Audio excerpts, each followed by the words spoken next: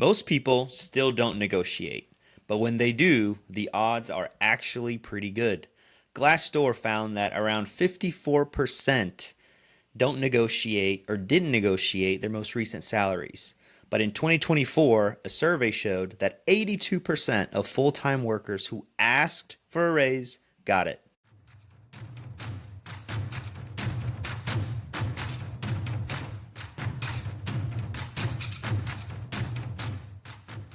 We aren't here to waste your time with buzzwords. In IT and cybersecurity, what you know and what you can do makes all the difference. We are ACI Learning, training built for novices and pros who need measurable results. Hands-on labs, real-world checks, courses that get you certified and ready for what's next. Build confidence, strengthen defenses, achieve more. Visit acilearning.com/simplycyber to learn more. Welcome back to the Cybersecurity Mentors Podcast. And today we're going to talk about how to negotiate 3 different things. And those are when you are reviewing a job offer, when you are asking for a raise, or you are working or asking for a promotion. So just a quick note, we are not giving legal advice or financial advice, right? We're a bunch of bozos on the internet that, do your homework, right? If you don't get the raise, then don't come after us. But we have experience, we've been in the game, and we understand if you were coming to us to ask us for a raise, what we would like to see. So I think, we have a good perspective on the things that we could help you as you prepare and look at job opportunities or look for a raise in your existing opportunity, in your existing role. What you should bring to the table, right? What kind of things you should be prepared for. And that's what we're going to jump into. So first, reviewing the job offer. Let's talk about that, Steve. Yes. So when you are about to accept a job offer, there's a lot of things that come to mind, right? Maybe you are someone who you've been putting in the work. It's been taking days, months, you name it. Days, weeks, months, you name it. And finally, you're getting the interview, you're going through the process, and you get the job offer. And you are just so excited, you just want to accept it right then and there on the spot. And that is the worst thing you can do. Now you might say, Steve, what's wrong with you? Like, I've been working for this. I've been bleeding, sweating. Like, I'm going to take it. Take a step back. Take a breather, because not all jobs are made the same. And depending on what you will be doing, you should really take a look at how much you will be making. And not just that, but it comes down to 3 different things. The fit, right? Are the problems that they need you to fix, are they problems that you actually want to be working on? From the brief interactions that you've had with the hiring manager, the team members, or anyone else that interviewed you, do you feel comfortable working with that group? Do you see yourself working with that group? Second, growth. Is there a possibility for you to grow in this organization, right? What does an analyst do compared to a senior level individual? Is there a path for growth? I mean, you don't just want to jump on an organization and have nowhere to go. And then third is life, your lifestyle, right? Is this remote? Is this hybrid? Is this in office? Is there an on-call rotation? Are you going to travel? I mean, who knows? There are just so many things that you need to take the time to review and figure out and make sure that they match with what you need and what you're looking for. Yeah, so I've got stories for these things. So one that stands out is a lot of times when I was becoming young guy, and I was like, I'm just looking to get to the next big thing.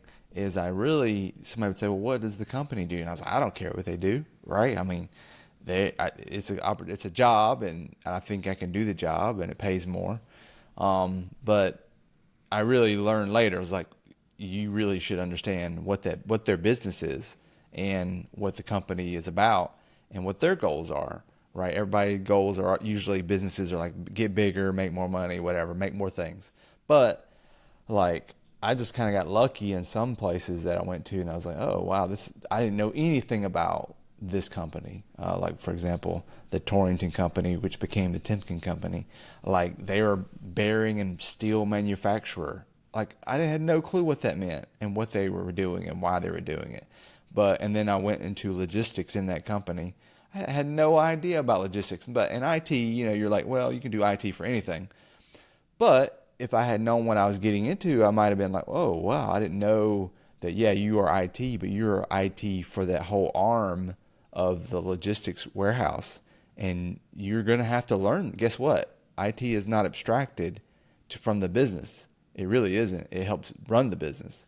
So you need to know that, I didn't know going into it, that I was going to need to learn about a warehouse management system and about barcodes and scanning and label printers and all those things. I just thought, oh, it's IT, no big deal. And quickly learned that, no, you need to understand that business. So when we talk about fit, you need to do your homework and imagine yourself in that company and what the company does. And if you don't like what the company does, then that's part of the fit, right? You need to understand that. And another incident when I went and applied for a job at that company, I'd been there about 5 years. I was so excited. I was like, oh, this company sounds amazing. It was a kayak manufacturer, closer to home. I was like, kayak manufacturer? These are all going to be a bunch of adventure junkies. Maybe I get a discount on a kayak. I walked in to the interview. I sat down, and the guy who was interviewing me was the guy who it was for his position. He's like, yep, I'm interviewing for somebody to take over from me. I'm leaving because I can't stand this company, and today's my last day. Wow. So they were being honest. This guy was. Like, he's like, I'm just going to tell you, I hate working here. Wow. What do you say next? Why? Well, I'm still really excited about this opportunity. Wow. Like, okay, could you tell me why? What is it about it, right? And so did get more like the unfiltered version of what the company was about. And I was like, man, fortunately, I was like, well, maybe he's just a bad apple, right? In my head, you're like, maybe he's just the guy, he's the problem, right? But then I could just tell there's something going on with the culture and the business, and they ended up closing that facility down. They did move, they're still around. But anyway, so that whole fit part of it, there's a honeymoon piece lens on this. When you go interview, you're rosy, everybody, you're on your best behavior. All your people you meet with are on their best behavior. They're going to tell you all the great things. If they like you, they're going to really try to convince you to come. Yeah. Yeah. So you do need to peel back the layers and try to find out, look, no place is perfect. Nobody. I've never worked at a perfect place. So what if they're honest with you and they're a good group that you're interviewing with, ask them questions like, what are the things that you don't like? What are the things that are not as good as you would think they would be? Oh, this policy, that policy, or we don't get this, or, whatever. And it's fine. It's just data that you need to consider. And don't just look at the number and think, man, I'm going to be making this much more money. Well, you get there, you might be making more money, but you get there and you hate life, it's going to suck. And you can be wishing you didn't do it. Absolutely. I think one of the biggest things I try to advise people that we work with, I get it. Right now, the times are tough. So people are super excited to get a call back, super excited to get an interview. And if they're making you an offer and you've been waiting for months, you're going to want to jump on that, right? Because you don't know when the next opportunity might show up, or if you have to wait for an additional 6, 7, 8 months, you're like, man, I'll take whatever they give me. And in some situations, look, if that's how you want to take it, I respect that. But if I can help it, I wouldn't do that. And part of the problem is when someone goes to interview, you kind of forget that, yes, they are interviewing you, but you need to interview them. Mm-hmm. It's the same thing, right? Mm-hmm. They need someone, and they obviously think you are at that level to even spend time interviewing you, talking to you. So use that to your advantage. Use that as negotiating power, right? You don't know how many schmucks they went through before they got to you. You don't know how they're feeling on their side. They could be drowning in work and they're like, hey, man, we need a lifeline. We need help. And you could be that superstar. You could be that lifeline to come in and help them, right? So Yeah. don't always go in with this kind of like defensive mindset when you're going into an interview or you're going in to negotiate. No, dude, be a killer. Be a killer, because just like you want that job, they want you, or they want someone to come and fill that job as well. So you got to keep Yep. that in mind at always, always, always, always, always. They interview you, Yep. you interview them right back. And when Absolutely. when John and I say that fit matters, I also have some horrible stories to share where it was like the number looked great. They sold it to me beautifully. I mean, they were salesmen. I jump into that role and I come to find out the company is in the middle of being sold. Basically, the whole US base of that company was just going to disappear. And, I was going to be working, nothing against this, but I was going to be solely working with the other side of the company that was based in India. So my hours of work were going to have to shift to match the hours of work of my manager who was in India. So like you just never know. So you got to ask questions. Yeah. I think that switch, this is a hack, I guess you would say, is when you do start asking them questions. Now they're usually in the driver's. You're a hiring manager. You think you're in the driver's seat, right? But when you ask them questions, now they are on the receiving end, and it actually makes you stand out as a candidate. Oh, that person, as long as you won't be a punk about it, right? Don't come in there and be like hard nosed, like honest questions that you really want to know why, because you care and you want to know if this is the right fit. So that is a perfect thing to say, because it really does help you. But just there's an art to it a little bit of asking the right questions in an honest way. Don't come in and try to like put them on their back heel and make them defensive about it. You want to ask just to get the facts. I'm here to understand the facts. Understand what the company's about. What does this role mean? A question that you commonly get is like, well, what's the training budget? Do you guys have a training budget? Which is a solid question. And do people get the opportunity to train? What does it look like for a typical person to go to training? Do they get to go one conference a year? Do they get a class and a conference? Whatever. And that's a perfectly good question, right? You want to understand what your opportunities are and what may be there, what might not be there, right? So, yeah, for sure, ask questions. Absolutely. Now let's take a kind of step back. I'm sure everybody wants to know, how do I negotiate for more money? And that's fair, right? We're assuming that when you are applying to these positions, most positions nowadays, there's some sort of a pay range that is posted with the position. They give you an idea of like around this much you could make, right? And then once you interview, it will depend on maybe your experience, your knowledge, and how well you sell yourself when you do an interview. It depends kind of where you land on that range. Now, let me tell you this. Sometimes those ranges can be misleading, okay? And sometimes those ranges, like the hiring manager who knows how much they have budgeted for this position, they're not the ones who put those ranges out there, okay? It's usually HR. And HR sometimes are not worth how far they can be thrown. So you have to be very cautious. Don't believe, oh my God, a vulnerability analyst position in, I don't know, Texas can make $200,000 like easy. Whoa, hold on there. You have to do your research.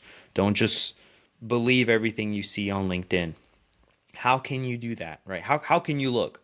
Well, first of all, there's a lot of free sources out there online that will allow you to look at certain positions, gives you a range of like how much this position could make in a certain area based off of actual information around those areas. So it'll give you an average from a low number to a high number, and it gives you an average of what you could make. So when you are in those positions and you are offered a position, never just accept it. Always say, thank you, I'm very interested. I need some time to think about it. Always, always, always, always, always, always.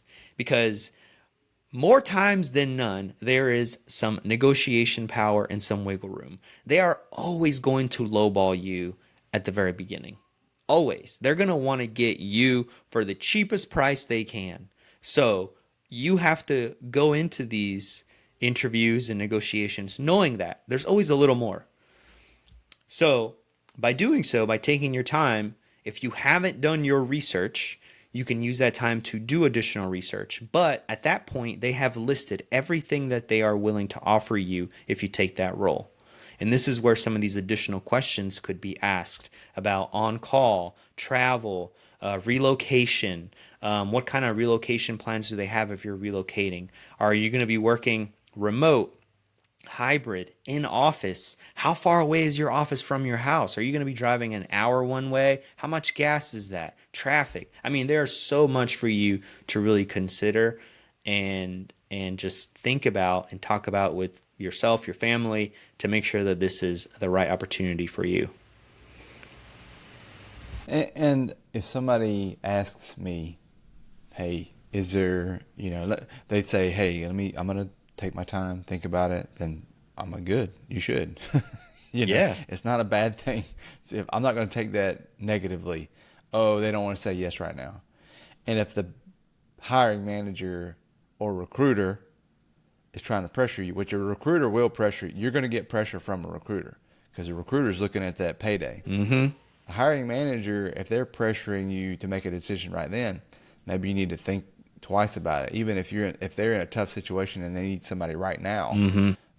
Still, I'm not going to say you need to decide before we leave. No, no. That's a red flag. Yeah, that's a red flag right there. Flag.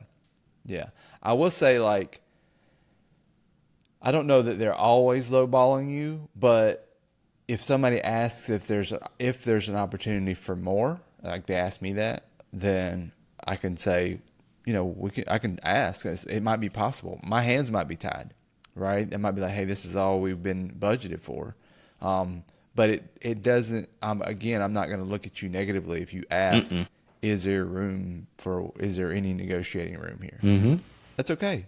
I mean, I'm cool with that, right? That means you're trying to get what you can out of this opportunity. As long as you're doing it politely, nicely, respectfully, and not trying to be, hey, we're not a car sales dealership, right? This isn't about, I'm going to walk out the door if we don't have a deal. I'm going to say, see ya, right? So it is a thing. You just be respectful, be honest, but it's okay to ask. It's okay to ask if there's, once you've done your thinking about this, and you come back and you're just like, hey, would you guys be open to this? That's where it kind of gets into the negotiation phase.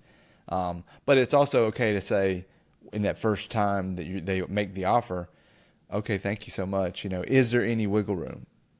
Is this it, or is there any wiggle room? If you're going through a recruiter might say, well, let me get back to you. They're going to go ask on your behalf, which might be good, might not be good, but it might have to be what you do, right? Then the recruiters are not necessarily incentivized. I mean, there is a percentage, and I don't know as much about this, but I don't know that it's a bigger deal to them to get you more money as it is to you, even though they get a percentage based off of the salary. I think that's how it works. But I would just say, like, they're not always in it for you. So you may have to push your recruiter to work on your behalf. They're more interested in getting you in the door so they can get their immediate payday. Mm-hmm. Right. Mm-hmm. Yeah, no, I completely agree. So let's jump into some do's and don'ts, because I think this is a good follow-up. So ask for specifics in writing. Most of the time, in my experience, when you get to that point where they're making you an offer, they'll call you and it's a verbal offer, right? They kind of tell you what they're offering you. That's when you can ask for some time, and that's when you could say thank you, ask for some time, ask if there's some wiggle room. I would follow up by saying, is there something that's going to follow in writing where all this is listed, right? So it's not just a verbal offer. Most of the time there is. So you want to make sure that that is coming. You also want to, if you are lucky, if you're in a position where you are, you have multiple offers and you're comparing them, right? I have not done this myself, so I can't speak to it, but I have seen and I have spoken to individuals who have multiple offers and they play them against one another. Okay. I've seen people do that. I've talked to people who have done that. I have talked to people where that has worked, but I'll be honest with you, I can also see where that can hurt you. So I think you should proceed with caution. What do you think, John? I mean, yes, I think it is awesome that you have multiple offers, and it's good to weigh those against each other. And that's where one thing is good to have a recruiter in the middle, where you can tell that recruiter, like, hey, I've got this other offer. This is what pay they are offering me. I am really interested in this position. I think this is the best role for me. Is there an opportunity for them to match? If they can't, they can't, right? And that's okay. But that way I just worded it is how you, in my opinion, that's how you go about it, Yes. right? You say, hey, I really I like this more. This job is they have more in the package they're offering me is a little bit higher. What you guys have here, I am more excited about. Now, don't go back and say that to both of them. Hey, this one. Oh, they said that. I think that's where it starts getting shady, right? Yeah. Well, they offered me $10K more. What do you guys say? Oh, you're matching? Okay. Oh, no, you do that. Then it starts getting to be like, nah, let's kill this deal, Yeah. right? Yeah. I would say you probably have the ability to do that once. Yeah. Of going, hey, will you match this? So if the original offer is better than the other, then you can say, hey, are you willing to match it? And if they will, great. If not, then there's your answer. It makes your answer a lot easier, right? Yeah. But you can't, like, if they match it, then you can't go to back to the other one and say, ooh, will you match this? And then go back to the other. Like, you cannot keep doing that. Like that. Now they might counter the offer, like that. Especially if you have recruiters involved, right? They're trying their best.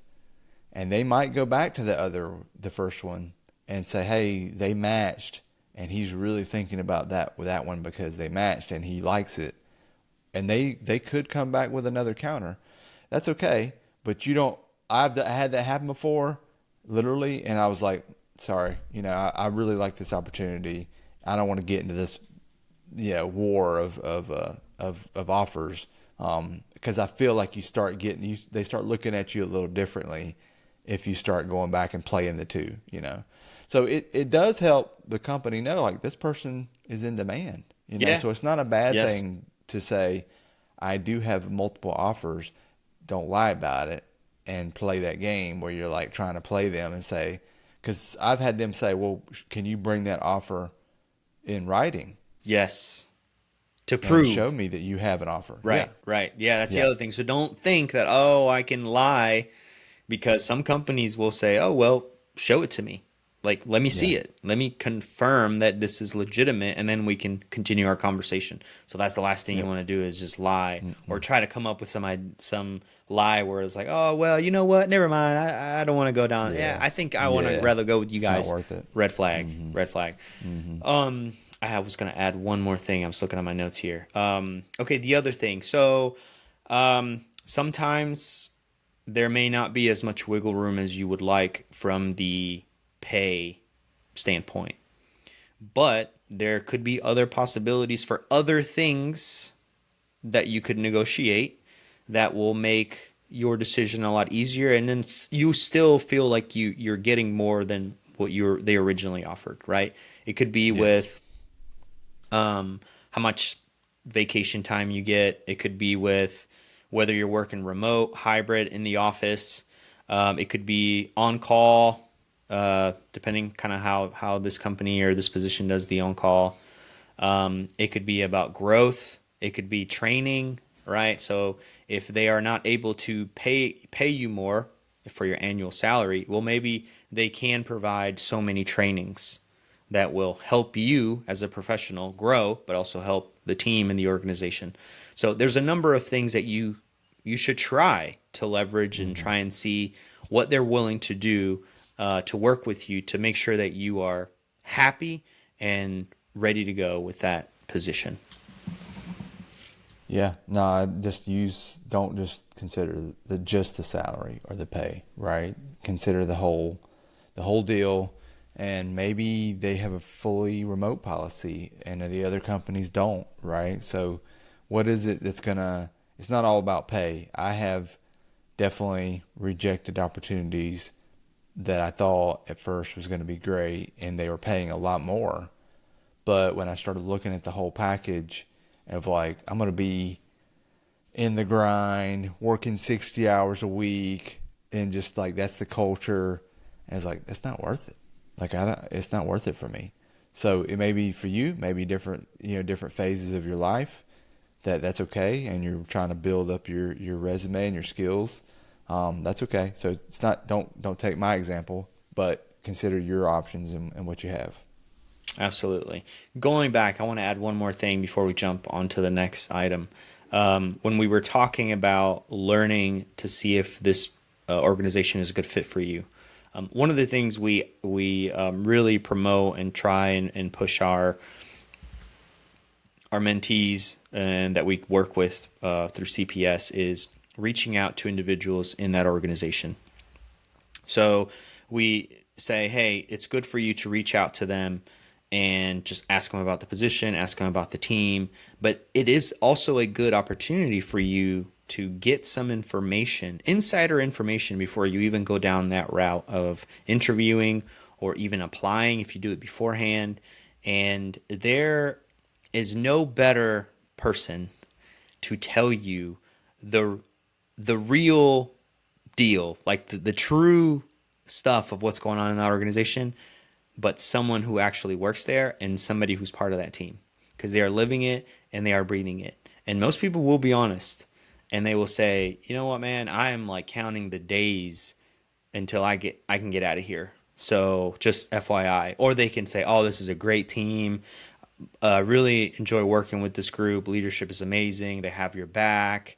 They're very honest and you name it, right? So all that helps. And if you are considering a position there, hopefully you've already done some communicating with people, but if you haven't, I'll take that opportunity as well, reaching out to some of those people and saying, hey, I'm really interested in this position. I'm considering it, but do you have any feedback? Do you have any information that someone from the outside looking in should know before making this big life decision, which is accepting a position with you? So anyway. Yeah. Just on that, when you're trying to make that connection, there is you got to be careful that it doesn't seem like you're trying to mine information from them, but you're interested, just like you worded it, right? Hey, I think this position's cool. I'm interested in knowing more about the company and the people, culture, yeah. Right? And keep it high level, but also, you're trying to find out what it's like. And the reason this is good is because when you're in the interview room, it's a different dynamic. You can ask those questions, but now you're in the interview, and they may or may not be as open as they would if you just had had coffee with somebody, right? If you could have coffee, hey, you mind if we get coffee and just chat? I'd love to get to know about the company and what you guys do. Yeah. Let's do it. Come on. Yeah. Yeah. Awesome. All right. Let's see here. So, asking for a raise. So, John, if I was to ask you for a raise, John, what are the things you would like to see, and what will check that box of like, you know what? I think I am going to give Steve a raise. This is Steve's sneaky way of asking for a raise. Just so happen if I weren't for you. Well, for sure, as something you like to say, is keep the receipts, right? And do your homework. The big things are do your homework. What is fair pay for your role, and the area and the role that is similar organization types, right? So for us, higher education, what does a typical person in that role make in higher education for our state, for the adjoining states? You can't just pick like the big cities. You got to pick kind of the average. Yeah, exactly. You got to get a good average based off what's reasonable. There's a lot of data to help you with this. One thing I thought about was IANS. They have a salary survey that they do, IANS, that I think is pretty much open to anybody, that I actually look at and kind of keep track of CISO pay ranges, and they break it down by industry, and higher education's in there, and whatever. But do your homework on what's reasonable. If you find out that you are way out of whack, then that's okay. That's where you bring the data, not only just the thing that's out of whack, your salary, but what else you've been doing to earn this raise. Yeah. Mm-hmm. Like, what are the things that I have shown? Because, I know Steve is awesome and he's getting after it, but I might forget what he did 3 months ago. I will forget, but you keep records of that. See, what were you going to say? No, the thing is, when you are such an amazing deputy CISO and your CISO even forgets you exist, you're doing your job because nothing is bothering him. He's living the dream, focusing on his stuff. When everything under him is being taken care of, that nothing goes up, then you already know you're doing what you're supposed to do. If you're making me look good, that's number one. We say this all the time. I say this all the time. If you come ask me that question and the last memory I have is how I look bad to my boss, that's not good. Mm-hmm. Right? Now, mistakes happen. That's not what we're talking about. But if I'm thinking, you know what? These are the things I'm able to show we're getting done as a group, and here's your list. We did this. My team did this. I helped lead this. I did that. Right? You should. If you don't show up with that and you're asking for a raise, that's not good. No, not at all. I tell my guys, my team members, like John said, keep the receipts. I mean, most organizations have some sort of performance evaluation once a year, right? I tell them, I need you to keep track of every single thing you have done, because all of that is going to be ammunition for me to use in your favor when I go battle and try and get you a raise. So this is good for you. It's good for me. It's good for everyone. So you have to keep record of everything that you've completed. Now, don't just be like, oh, I closed this ticket today. Mm-hmm. No, come on now. It's got to be big things, right? That projects, things that you've been a part of, things that are going to leave an impact, and it's going to show me, hey, so and so, they've been busting their behind. Here's the proof. Here are the receipts. They deserve it. Yeah. So number one, bust your behind. Get after it. Get stuff done. Be seen as somebody that is dependable. Yes. That you can give stuff to, and they're going to get it done. If I'm thinking about you and I'm thinking about, oh, he's going to ask me for a raise, that's the first thing I'm thinking about is, what have they done? Help me remember. Here's my receipts. But you're already in my mind of like this person that is all those things, reliable, just getting things done. That's how I've gotten promotions throughout my career. Is I'm somebody that you give me something, I'm going to get it done as best as possible and keep it going. And it might take a while, but I'm going to get it done. Now, that's not just me. That's me working with my team. I can't do it all. But, just like our roles are more like leading the team to get these things done. But definitely for sure, have that stuff just accumulated over the time of like, hey, here's the things, the ways that I've helped our organization, our group move the needle, how we protected the university, et cetera, et cetera.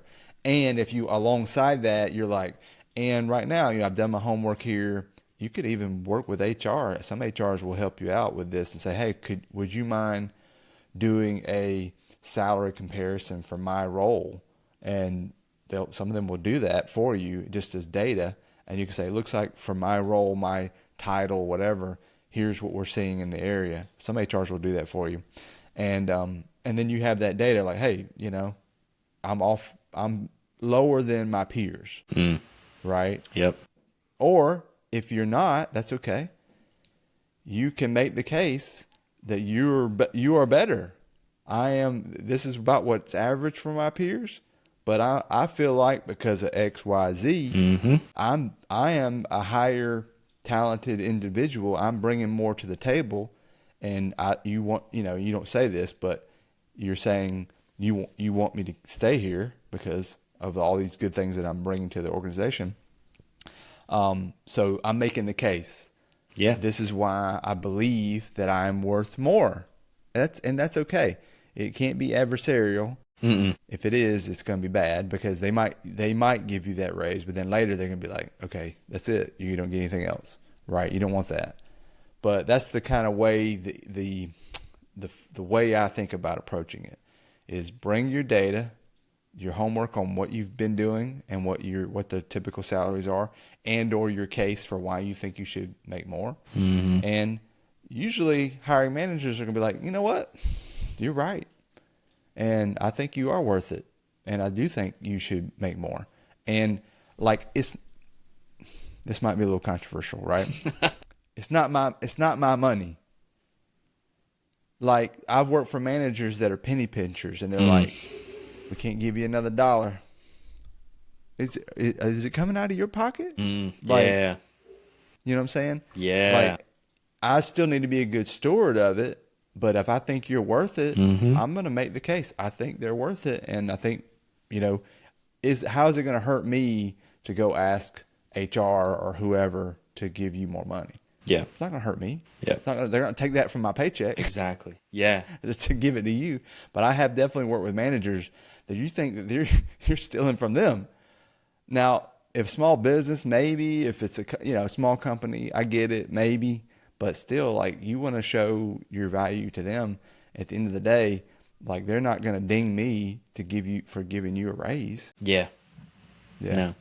No. I think you nailed it right there, John. Because some people do feel that way. They get very defensive. But I wanted to take a step back. This all starts with you actually asking for one. And I mentioned it earlier in our opener, but there was a survey done in 2024 that found 82% of full-time workers who asked for a raise got one. Now, it's fair to assume, in my opinion, that they came with their receipts, they did their research, they did their homework, and made it very easy for the hiring manager to see that and say, you know what? You're right. You do. You've done a lot. So Don't just go in there not prepared, not knowing. Also, it's good to know how much you're asking for, how much more you would like. Because if you go in there, hey, I want a raise, and then you're building yourself up and you're like, oh, I'm going to have to battle for this. And you go in there and you're asking for a raise and they say, okay, yeah, how much? And you don't know?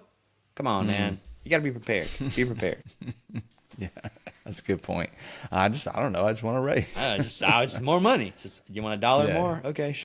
The other thing I was going to add was sometimes what I've seen is people say, hey, I'm going to ask for a raise because they've given me more work, right? There's a new project, there's a new initiative, there's a new objective, whatever it may be. And maybe it wasn't spelled out in your job description, but now you're the go-to person. Now they really need you.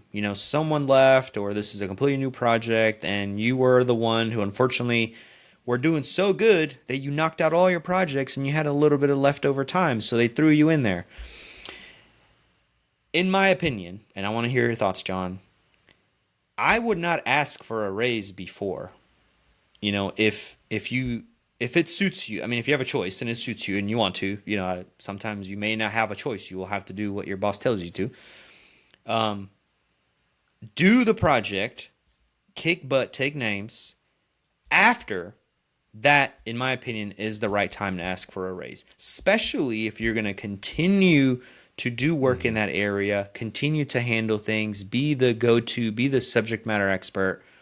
I will absolutely say that is the right time to ask, because you are building all that ammunition along the way, getting things done, being the responsible one, the go-to. You're just letting everybody know, I'm here to do the job and I've done it well, and now we've completed it. To me, that is when you ask for a raise. Yeah. So there are two parts to that. One is most of the time I have been given more work without more money. I would say that's the majority of the time, right? But then you to your point, you're building up that, you know what, John is going to get stuff done. He wasn't, well, what if I'll do this, but right now you're getting into that little bit of a, holding them hostage situation. Mm-hmm. You don't want to be seen as that person. You want to be like, yeah, yes, sir. Yes, ma'am. Let's get it. Now, if it is hey, we want you to take on a lot more responsibility and it is a long term, then it's okay to say, well, that's great. I'm happy to do so. I'm willing to step up and take this and help our team. Is there an opportunity for more pay for this additional, because it's a longer term thing? That is completely fine, right? Now they may say, unfortunately not at this time. You say, understood, I got it. I'll just I'll buckle down and don't worry, I got it. Now there later, you can use that as like, hey, I've been getting after it and getting it done, and look how good of a job I'm doing. As you follow up later, just wanted to recheck and see, we've been doing this for 6 months and I've had this additional responsibility. Just wanted to make sure, just wanted to ask again, is there an opportunity for more salary adjustment based off of my additional responsibilities? That's okay. If they say no again, that's okay. You might be thinking like, man, maybe I need to be looking at somewhere else. Yeah. I mean, but it's honest. Like if I'm the manager, I don't want to put you in a bad situation for a long term and you feel like you're being undervalued. That's bad. That means my relationship with you doesn't matter as much. But if I'm honest and open about it, I'm like, I really wish I could. Maybe there's something else I can do to try to do this. But they've tied my hands and I can't give you more salary. But that's an open conversation to have based off of what you're doing and what you've done. Yeah. So I agree with you. I think when I was speaking, I was thinking about projects, something small, something that has a start and an end. But if we're taking a step back and like, oh, they are going to combine two groups into one, and now you are the guy. Oh, absolutely. You want to do that beforehand. Yeah, just like John said, you want to ask, and if not, still do it, and then ask after. Absolutely. So I guess it depends on the situation, but you should either way, you should ask. Always ask. You lose nothing by asking. And what's the worst thing someone can say? No. Then you move on. Yeah, absolutely. All right, awesome. Totally agree. So let's see here. One thing too I have thrown in here just about Chris Voss and the tactical empathy, or the Never Split the Difference. Sorry, Never Split the Difference book.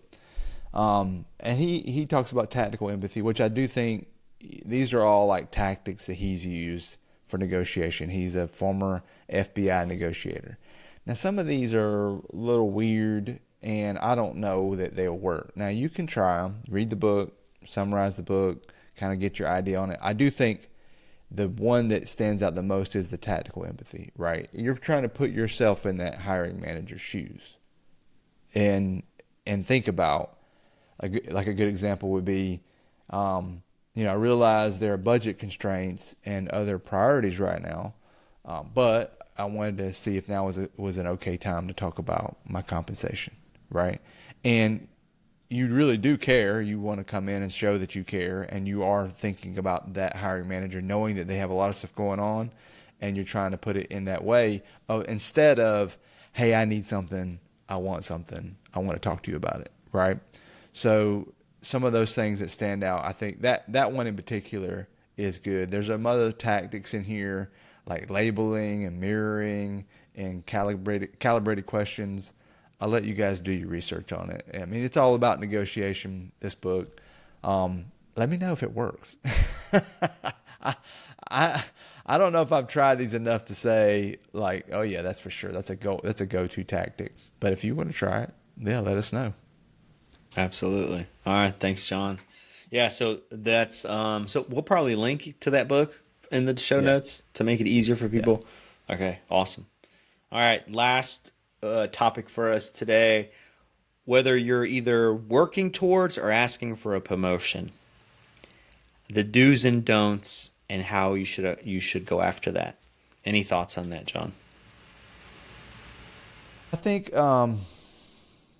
we kind of talked about it a bit, like showing that your value on a continual basis. You want to be seen as somebody that we can't do without. Like, we would hate to lose you. We know how good you are.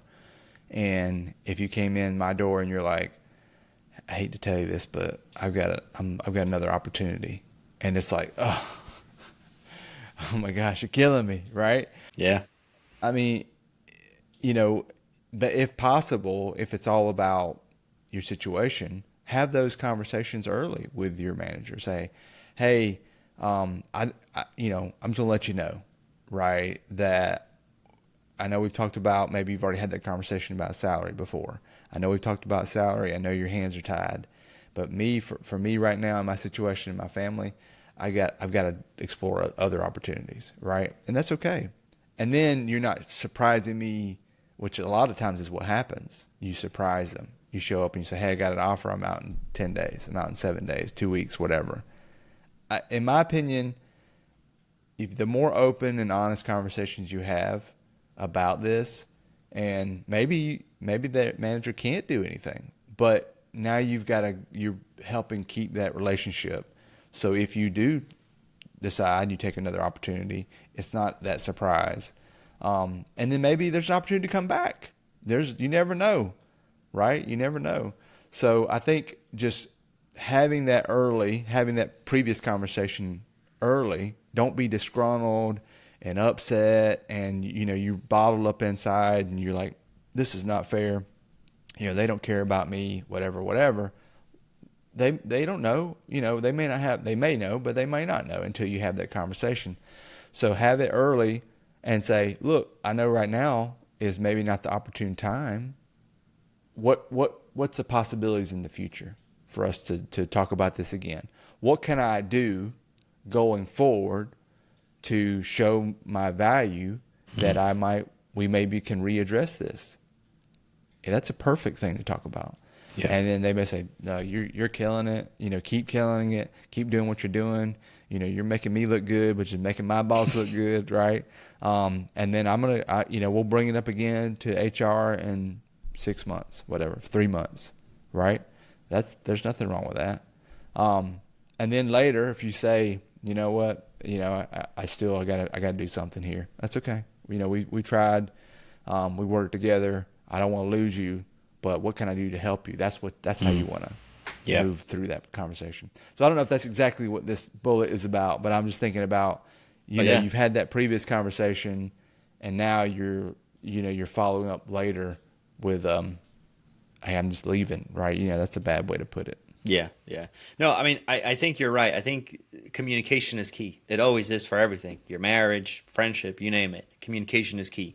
So this is assuming that you have regular meetings with your manager. And even if you don't, you can take the effort, make the step to talk to your manager and share where you want to take your career, right? If you are working with them, say you are security analyst level 1 and you're working towards security analyst level 2, make that known. Let them know that is what you're aspiring to do, and see what you need to do to get there. Hopefully they have an idea, and hopefully they can say, well, we need to show XYZ. And you can kind of create your own little roadmap to get to that point, right? Now, there are some basic things. You always want to be a hard worker. You don't want to be lazy. You want to be dependable. You want to be responsible. You want to be someone that people will always go to. Even if you're not the guy or girl that does that, the fact that you have people coming to you asking you for help, that should be a badge of honor. That means you're doing something right.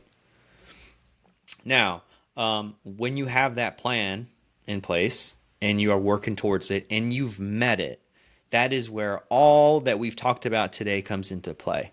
whether you're asking for a raise or you're asking for a promotion, keeping those receipts, being able to talk and describe and show that you haven't just been sitting on your hands. You've been putting in the work, and you are for the company, you are for the vision, the mission, the vision and the mission, you name it, you are there and they can count on you.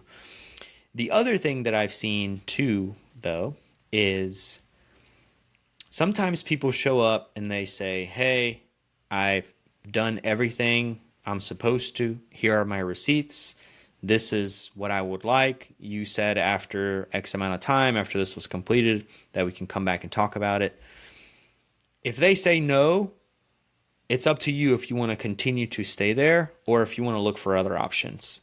One thing I've seen people do, and this could go either way, is they go and look for other options and they have an offer letter and they come and say, hey, I've done everything that you told me to do. Do it the right way, the responsible, the nice way. And then they shut you down. And then you can say, well, I think I'm getting out of here, my friend, because they're going to give me what I've been working for, busted my behind for, trying to do here. But unfortunately, the timing isn't right. So I got to do what's best for me and my family. I think that's okay. I think what is not okay is if there's no communication, there's no heads up in a sense, and you just walk in and say, I'm out. That's just my opinion. Yeah, I mean, unless it's such a toxic environment, yes. It's like I got to escape and get out of here as soon as possible. One thing on getting things done, being seen as a hard worker. I thought about this. It may sound like we are saying you need to be working 60 hours a week. You got to be on call every minute. That's it. It actually, it may only take an extra 10 to 25% to be seen as a hard worker, which it may be a sad thing to say, but it doesn't take a lot to stand out. If you look at what you're doing compared to your peers, most of them they're just coming bare in, minimum. punch the clock, right? Punch in, punch out. It doesn't take a lot to just like do over and be above. Now, don't do over and above. That's going to wear you out and wear you down and grind you down. But if I do the extra, it doesn't take much. It's not like I'm spending 20 hours more a week to try to do that extra. It's like, no, they asked me to do this. You know what? I want them to look good. I want them to see that, I'm bringing value to this team and to them. And I did this and this, and I made sure this and that, and I double checked this, and I talked to this. John, you're killing it. You did extra. I didn't even think about those things. Yeah. So that's that mindset of what can I do to be seen as a dependable, reliable A player. Yeah. Yeah. We talked a little bit about this in a previous episode. I'm trying to remember the title. But you're right. It doesn't take much to stand out. And it is sad to say. But to me, right? I'm talking about myself as a manager and with my team. There's a lot of different people on my team over a lot of different things. We got endpoint engineering, cloud, network security. We got the SOC. There's just a lot going on.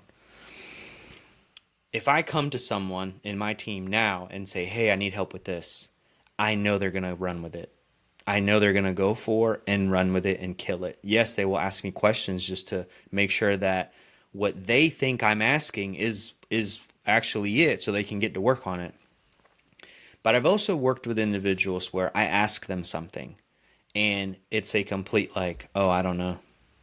Or, oh, that's not me. Here's why I can't do that. Yes, it's like either no, I don't know, or it's not me, it's this guy, or no, we can't do that. Like, dude, really? Like, did you even do some research? Did you even try? Like, if we can't do it, fair. But show me, tell me why. Like, give me examples. Show me that you've actually thought it through and we can't do it.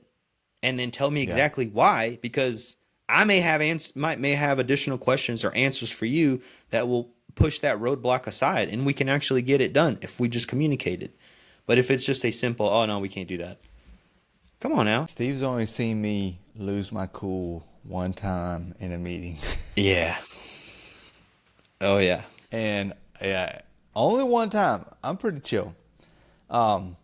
And the one time was when I knew they didn't do the extra legwork to see if it's possible, and they told me it can't happen. They can't do it. Now, they might have been thinking John doesn't do his homework. He didn't do his homework to double check us, but I'm going to do my homework, right?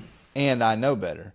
And so I'm going to tell you, I lost my cool that day. I lost my cool. Oh yeah. And their eyes were like this. Oh my God. Even Steve was like, John raised his voice. Oh man. That's I should have been recording this. I know. But it was all around somebody telling you they can't do it, and they were just being lazy. That's honestly what it was. Yeah. Just being lazy. Yeah, absolutely. So, yeah. So just some additional things, right, to just make yourself stand out. One of the things I try my hardest, and look, sometimes it's hard, sometimes it's difficult.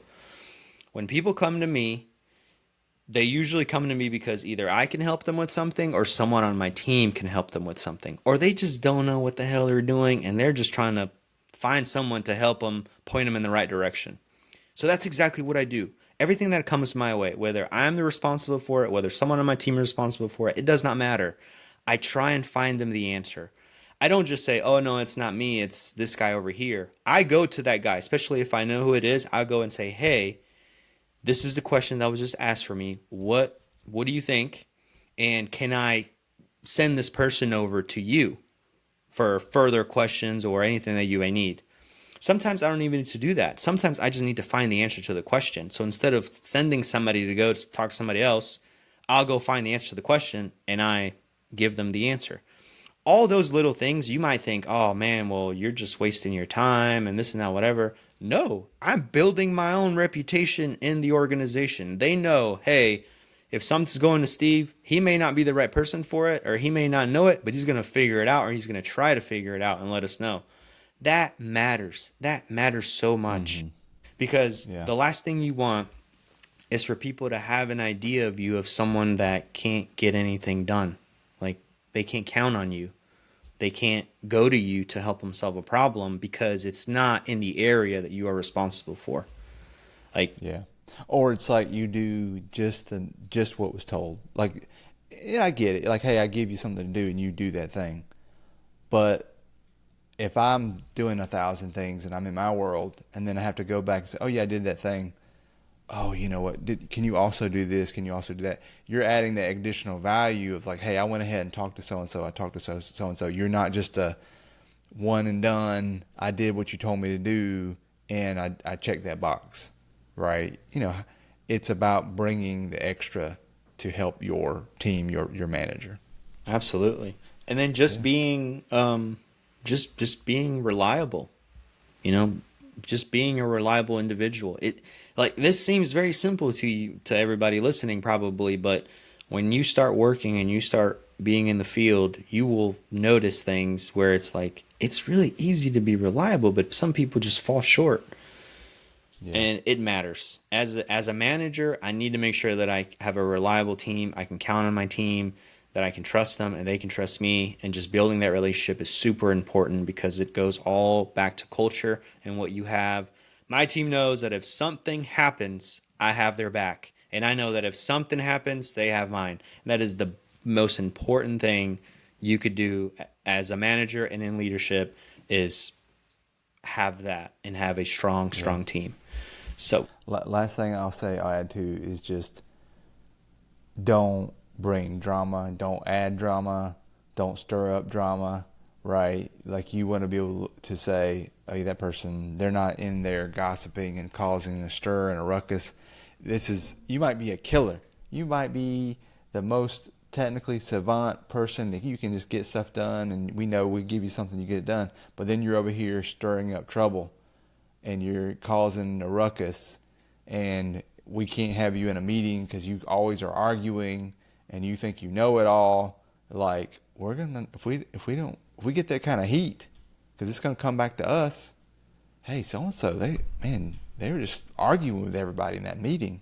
Like, you got to be a good team member, a good team player, not just for yourself, but for the organization, and you're trying to get things done, but not just about you. It's not all about you, right? Which is usually where those things spawn. It's like, well, what about me? What about me? Right? And then you start drama. If you start drama, you're not getting a raise, at least from me, right? So we could do a whole episode on don't start drama, but that's something to note, right? You could be killer, could be getting after it, but you're a headache. If you're a headache, it's not gonna work. Not at all. Not at all. Yeah. All right. I think that's it, John. I think that's a wrap. Yeah. I mean, thank you all for listening. This was kind of a different kind of topic, but it's still good. It's something that, a lot of people face, a lot of people go and have questions on, and we're here to help give you our opinions. So that's it for today. Thank you all for listening. If you do want to pick up some of our swag, you know where. The link is in the description. But other than that, until next time. See ya. And a huge thank you to our sponsor for Season 5 of the Cybersecurity Mentors Podcast, ACI Learning. You can check out ACI Learning at acilearning.com/simplycyber.